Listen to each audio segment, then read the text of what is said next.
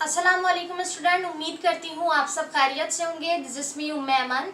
Student, हम chapter number 2 जो है वो डिस्कस कर रहे थे होम्योस्टेसिस। उसमें हमने मुख्तलिफ ऑर्गेनिजम्स की ऑस्मो रेगुलेशन को, मुख्तलिफ ऑर्गेनिजम्स की जो है वो लिविंग लाइफ को डिस्कस किया था। ठीक है, कि वो मुख्तलिफ कंडीशन में कैसे सर्वाइव करते हैं। आज की वीडियो में सेकेंड पार्ट में हम डिस्कस करेंगे अपने पास एक और ऑर्गेनिज्म को जो कि हमारे पास है टर्स्ट्रियल कंडीशन में। ठीक है, यानी कि हम डिस्कस करेंगे ओस्मो रेगुलेशन इन टर्स्ट्रियल कंडीशन। अब टर्स्ट्रियल कंडीशन यानी कि वो तमाम जानदार, वो तमाम ऑर्गेनिजम्स जो कि लैंड में होते हैं, ठीक है, जो कि पानी में नहीं होते। हमने इससे पहले पार्ट में जो वीडियो थी उसमें हमने एक्वेटिक कंडीशन के ऊपर डिस्कशन की कि हमारे पास जितने भी स्टूडेंट एक्वेटिक ऑर्गेनिजम्स होते हैं वो किस तरीके से सर्वाइव करते हैं। लेकिन आज जो हम डिस्कस करेंगे वो ऑर्गेनिज्म हमारे पास वो है जो खुश्की में ज़्यादातर रहते हैं। ठीक है, अब उनकी कंडीशन कैसी होती है? सबसे पहले कि वो डिहाइड्रेशन, ठीक है, उसके अलावा टेम्परेचर प्रॉब्लम को जो है वो फेस कर रहे होते हैं, क्योंकि हमारे पास वो तमाम जानदार जो पानी में नहीं रहते, खुश्की में रहते हैं, तो उनको पानी की कमी की वजह से डिहाइड्रेशन और टेम्परेचर की वजह कर बहुत सारी प्रॉब्लम का सामना करना पड़ता है। ऐसी सिचुएशन में, ऐसी प्रॉब्लम में जो हमारे पास ऑर्गेनिज्म है वो लीड टू डेथ, मर भी सकते हैं। ठीक है, तो उनकी ऑस्मो रेगुलेशन को, उनकी वाटर की कंडीशन को किस तरीके से मेंटेन किया जाएगा, तो यहाँ पर हमारे पास कुछ ऐसे ऑर्गेनिजम्स हैं, only arthropods, molluscs, reptiles, mammals and birds. ये वो ऑर्गेनिजम्स हैं जिनके पास कुछ सेफ मेथड है कि वो अपनी लाइफ को ऐसी कंडीशन में, ऐसी वाटरलेस जगह पर भी क्या करते हैं, सरवाइव कर लेते हैं। ठीक है, किस तरीके से? सबसे पहले can survive in this habitat because, अब वो इस हैबिटेट में यानी उनके जो रहने की जगह है जहाँ पर पानी की कमी है, ऐसी जगह पे भी सरवाइव कर लेते हैं। लेकिन किस तरीके से? सबसे पहली चीज, their bodies are combed by skeleton. अच्छा, यहाँ होगा फॉर्म्ड बाय। ठीक है, उनकी जो बॉडी जो होती है वो फॉर्म्ड होती है किससे? उनकी बॉडी कंबाइन होती है, फॉर्म होती है एक्सोस्केलेटन से, जो कि उनकी किडनी और रेक्टम में होते हैं। ठीक है, यानी कि देखिए उनकी बॉडी का जो स्ट्रक्चर है, अल्लाह ने हमारी बॉडी का ऐसा स्ट्रक्चर बनाया है कि जो अपने इन्वायरमेंट के लिहाज से, अपनी कंडीशन के लिहाज से सर्वाइव कर सके। तो पहला रीज़न जो उनके पास कि जिस तरीके से वो सर्वाइव कर सके वो क्या है? उनकी बॉडीज़, उनकी बॉडी में जो एक्सोस्केलेटन है उसकी मदद से वो क्या करते हैं, सर्वाइव कर पाते हैं। सही है, उसके अलावा हमारी जो किडनी है और जो रेक्टम है, यहाँ पर ये ऐसी जगह है जहाँ पर आपको जो आपके वाटर लूज होता है, यानी हमारी बॉडी में जो वेस्ट मटेरियल के ज़रिए जो वाटर लूज हो रहा है, जो यूरिन के ज़रिए या हमारे जो वेस्ट प्रोडक्ट निकल रहा है उसमें वाटर कम से कम निकलता है। ठीक है, क्योंकि हमारी किडनी, हमारा रेक्टम क्या करता है, उसे एब्जॉर्ब कर लेता है। सही है, तो इस वजह कर यहाँ पर क्या होता है कि पानी जब कम लॉस होगा तो डिहाइड्रेशन या टेम्परेचर वाली प्रॉब्लम जो है हमें उसे फेस नहीं करना पड़ेगा। ठीक है, उसके बाद ये चीज़ लिखी है, they conserve water by absorption in kidney and rectum, कि ये क्या करते हैं, वाटर को एब्जॉर्ब कर लेते हैं और उसे फिर बाद में इस्तेमाल करते हैं। सही है, जो हमारी बॉडी से वेस्ट निकल रहा है वही बात कि ये क्या करते हैं, उस वेस्ट में से ज़्यादा अमाउंट ऑफ वाटर को वेस्ट होने नहीं देते हैं। ठीक है, उसके बाद है कंटिन्यूसली ड्रिंकिंग वाटर और टेकिंग लिक्विड फूड। अब अगर हम यूज़ करेंगे हाई अमाउंट पे लिक्विड फूड को और कंटिन्यूसली पानी को पीते रहेंगे तो इससे क्या होगा कि हमारी बॉडी से अगर ज़्यादा अमाउंट में वाटर निकल भी रहा है तो भी हमें डिहाइड्रेशन यानी पानी की कमी नहीं होगी, क्योंकि हम मुस्तकिल वाटर को ले भी तो रहे हैं ना अपनी बॉडी में, तो इसलिए हमें ज़्यादातर डिहाइड्रेशन का मसला नहीं होगा। इसीलिए जब आपने देखा है अक्सर कोई पेशेंट हो जिन्हें बहुत ज़्यादा वॉमिटिंग हो, साथ ही उनकी बॉडी से काफ़ी वाटर लूज हो चुका हो, तो उससे फ़ौरन ही जो है ना ड्रिप लगाते हैं या वाटर के ऐसी चीज़ें देते हैं, जैसे ORS है हमारे पास, कोई भी ऐसा, जैसे हमारे पास पेडिकेयर वाटर्स हैं, हम अक्सर जो चिल्ड्रन होते हैं, जो बच्चे होते हैं, किड्स को देते हैं जब वो बहुत बीमार होते हैं, इनकी बॉडी से अच्छे अमाउंट में वाटर लूज हो चुका होता है, तो फ़ौरन इस तरीके की चीज़ें क्यों दी जाती है? ताकि उनकी बॉडी का जो वाटर है वो पूरा हो सके। क्यों? क्योंकि हम टर्स्ट्रियल कंडीशन है, हमारे जो ओस्मो रेगुलेशन है उसे डिहाइड्रेशन या टेम्परेचर प्रॉब्लम नहीं होनी चाहिए, वरना हम क्या करेंगे, सर्वाइव नहीं कर पाएंगे। इसीलिए हमारी बॉडी में पानी की बहुत नीड होती है। इसीलिए कहा जाता है कि पानी जो है वो ज़्यादा से ज़्यादा पीना चाहिए ताकि हमें डिहाइड्रेशन जैसी मसाइल जो है वो ना हो। सही। आगे हमारे पास लास्ट लिखा है कि can produce water from fat. अच्छा, इसके अलावा एक और रीज़न वो ये है कि हमारी बॉडी सर्वाइव इसलिए कर लेती है स्टूडेंट कि हमारी बॉडी में जो फैट है वो क्या करता है, वो फैट प्रोड्यूस कर सकता है वाटर को। तो एक तरीके की जो हमारे पास हमारी बॉडी में कैटाबॉलिज्म हो रहा है प्रोसेस, तो ये क्या करता है, by the help of catabolism process fat हमें वाटर भी प्रोड्यूस कर रहा होता है। सही है। जैसे आपने देखा है कैमल है हमारे पास और मजीद ऑर्गेनिजम्स हैं, वो डेजर्ट में होते हैं, सहरा में होते हैं जहाँ दूर दूर तक पानी नहीं है। ठीक है। इसके अलावा इतनी ज़्यादा धूप तपिश है तो वो कैसे सर्वाइव कर रहे हैं, वो भी तो एक टेरेस्ट्रियल कंडीशन है। तो वो इस तरीके से सर्वाइव कर रहे हैं स्टूडेंट कि उनकी बॉडी में, उनकी बॉडी को अल्लाह ने बनाया ही ऐसा है कि उनकी बॉडी जो है वो कम से कम वाटर को लूज करती है, फिर वो अपने पास वाटर को स्टोर भी कर देते हैं अपनी बॉडी में। ठीक है। जिससे प्लांट अपना फूड स्टोर कर लेता है इस तरीके से, तो फिर उनकी बॉडी वहाँ पर सर्वाइव कर लेती है। ठीक है। तो ये था हमारे पास osmoregulation in terrestrial condition.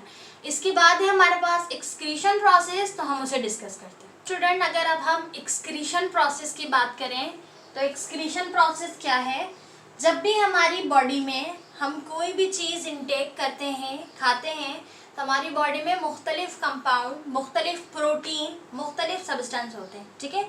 जैसे हमारी बॉडी में मुख्तलिफ बायोमोलिक्यूल्स बनते हैं, जब हम खाना खाते हैं हमें एनर्जी मिलती है, प्रोटीन मिलती है, इस तरह मज़ीद बायोमोलिक्यूल्स हमारी बॉडी में होते हैं। उसके साथ ही साथ जब वो मॉलिक्यूल्स टूटते हैं तो साथ ही उसके कुछ टॉक्सिक सब्सटेंस, टॉक्सिक कंपाउंड बनते हैं। ठीक है। अब वो जो टॉक्सिक कंपाउंड है, टॉक्सिक सब्सटेंस है, उसी सब्सटेंस को जब हम अपनी बॉडी से निकालेंगे तो उस प्रोसेस को हम एक्सक्रीशन प्रोसेस कहते हैं। ठीक है। अब वो टॉक्सिक कंपाउंड या टॉक्सिक सब्सटेंस कौन कौन से हैं, तो हमारी बुक में लिखा है NH3। ठीक है। कि हमारे पास जो इमोनिया गैस है वो, उसके अलावा यूरिया या यूरिक एसिड। ठीक है। ये हमारे पास होते हैं नाइट्रोजियस कंपाउंड। ठीक है। ये नाइट्रोजियस कंपाउंड क्यों है, क्योंकि नाइट्रोजन कंटेनिंग है, ये अपने पास नाइट्रोजन को क्या करते हैं, कंटेन करते हैं, इसलिए हम इन्हें नाइट्रोजियस कंपाउंड कह रहे हैं। और ये नाइट्रोजियस कंपाउंड हमारे पास टॉक्सिक कंपाउंड कहलाते हैं, जो कि हमारी बॉडी के लिए बहुत ही ज़्यादा टॉक्सिक है, बहुत ही ज़्यादा बुरे हैं। ठीक है।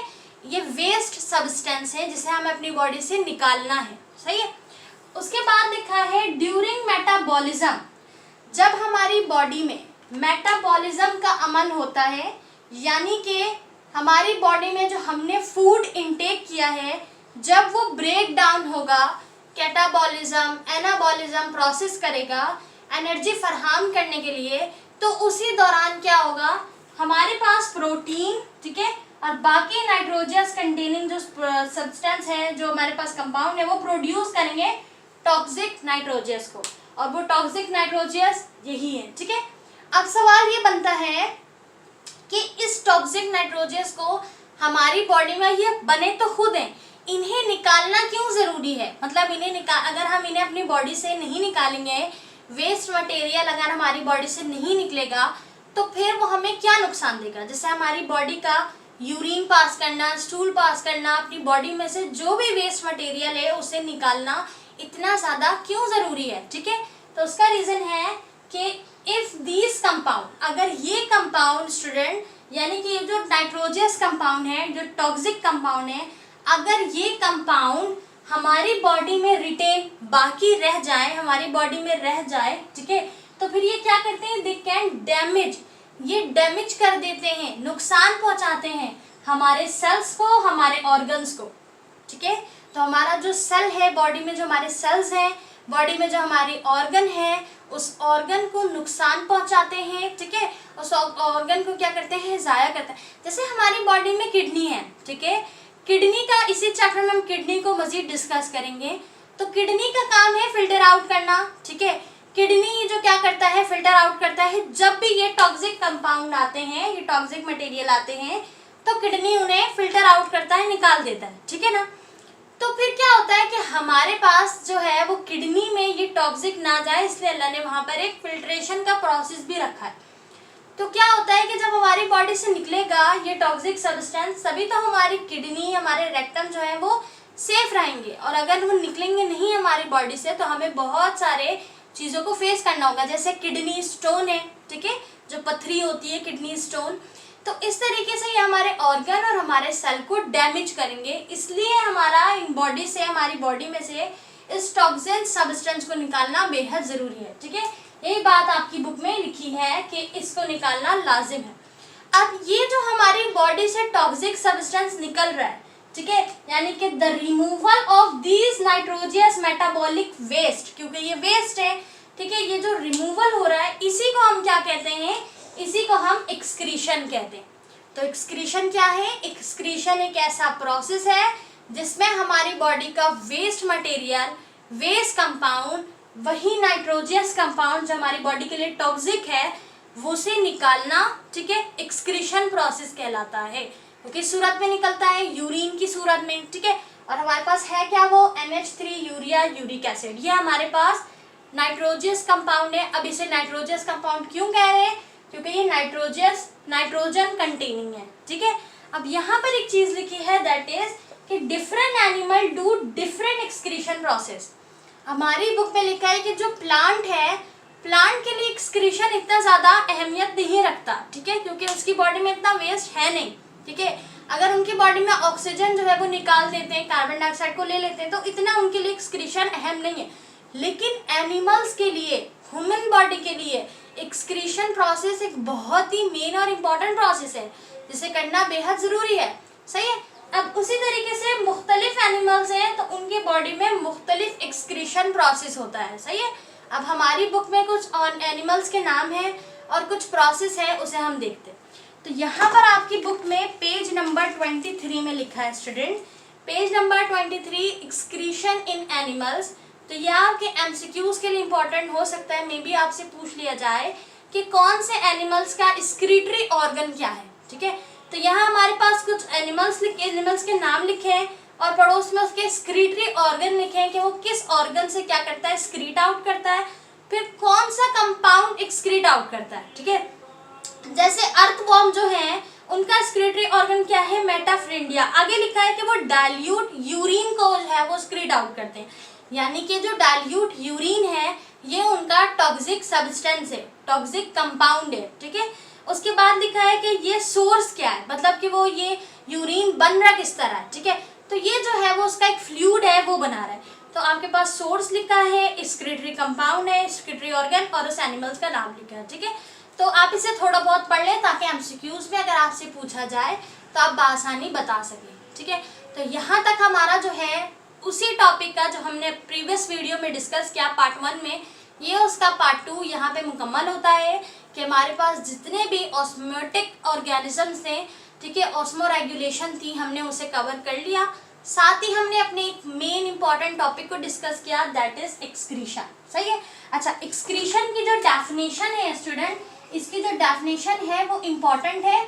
आपके एग्जाम्स में एक्सक्रीशन की डेफिनेशन आ सकती है, या तो शॉर्ट क्वेश्चन में आ सकता है एक्सक्रीशन प्रोसेस, या फिर आपके जो है वो उसमें आ सकता है डेफिनेशंस में, या MCQs के लिए ये कंपाउंड के नाम याद रखिएगा कि ये वो कंपाउंड है, वो सब्सटेंस है, वो टॉक्सिक कंपाउंड है जो हमारी बॉडी में क्या करते हैं, एक्सक्रीशन के लिए लाजिम है, इन्हें निकालना ज़रूरी है, ठीक है। तो ये कंपाउंड के नाम भी आपने याद रखना है। ये रही आपके पास एक्सक्रीशन की डेफिनेशन, ठीक है। कोई भी चीज़ जो आपको इस टॉपिक में ना समझ आई हो वो आप पूछ सकते हैं। Thank you so much for watching, take care, अल्लाह हाफिज़।